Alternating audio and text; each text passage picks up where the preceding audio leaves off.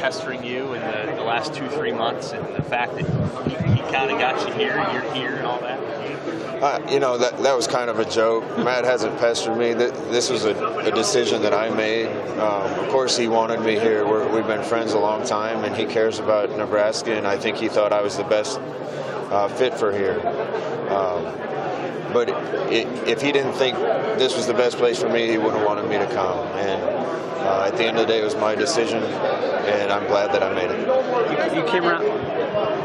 Positive reaction from players this morning after they had a chance to meet with you. What was just the general reaction in that room? What were they saying to you? They came in and wanted to meet us, and I think there's a lot of people excited.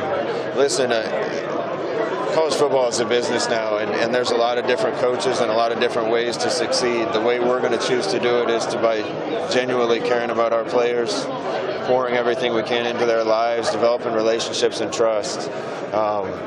I don't know if that was missing here before or not, but I know that that's what we're going to bring. And it was hard for me to leave UCF because of how much I cared about those players and what they meant to me.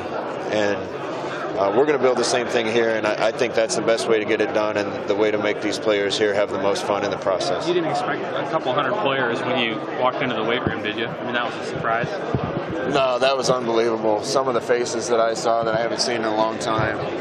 But that's what I mean. This place, Nebraska, watching it from afar, has lacked a unity of purpose and a togetherness for a while. I think the state's been split on support of certain people. I think we can bring that back, and walking into the weight room and seeing 150 former players that are cheering for me in unison shows me that I think we can get the unity of purpose back to this place. Do you get a little emotional when you see that? I mean, Yeah, I'm about emotioned out from the last 24 hours, but it's great to see some of these guys. And like I said, I hope the entire state supports us and helps us the way that these guys appear to want to. And you had a couple of guys, current players, sitting pretty close to the front, listening and taking everything in. What does it mean to see those guys sitting here this morning or this afternoon? Which ones? Gerald Foster and Nick Stoltenberg. Yeah, you're talking about the current players? Yeah. Listen, I'll be able to relate to these kids because I've been where they are. And anytime you can relate to what a player's going through or where a player's from, you develop relationships. And trust is built through shared experiences, and I already have some shared experiences with a lot of these guys. You mentioned you make the decision to coach the bowl game, and was that always part of the stipulations of taking this job? No, people have said a lot of things. I didn't make a decision to come back here until last week, getting ready for the American Championship. It was a tough decision for me because of what we'd built there and the relationships we'd built there. After the game, I was going to tell my team that I was going to come up here, and that was a very emotional day for me. And like I said, I'm about emotioned out. There was a report in the Orlando Sentinel that thinking about even as late as yesterday or Friday, still kind of mulling it over. Is that accurate? Yeah, that's absolutely true.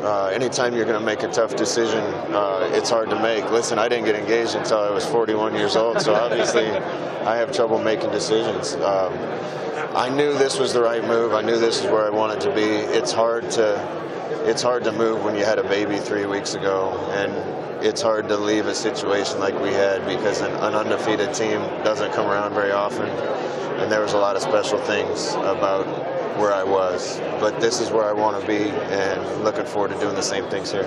Talk to your parents yet? Yeah, they were down at the game yesterday. And they knew at that time? I'm not sure they were sure, but they knew after the game, and that's when I wanted people to know so that I could help UCF win that game. What'd they say? Listen, I told you guys, my family's off limits. I'm telling you that right now. I don't want phone calls from my mother. I don't want pictures of my son. This is about me, and this is about these kids and this program. It's not about them. Thanks, Scott. Appreciate it.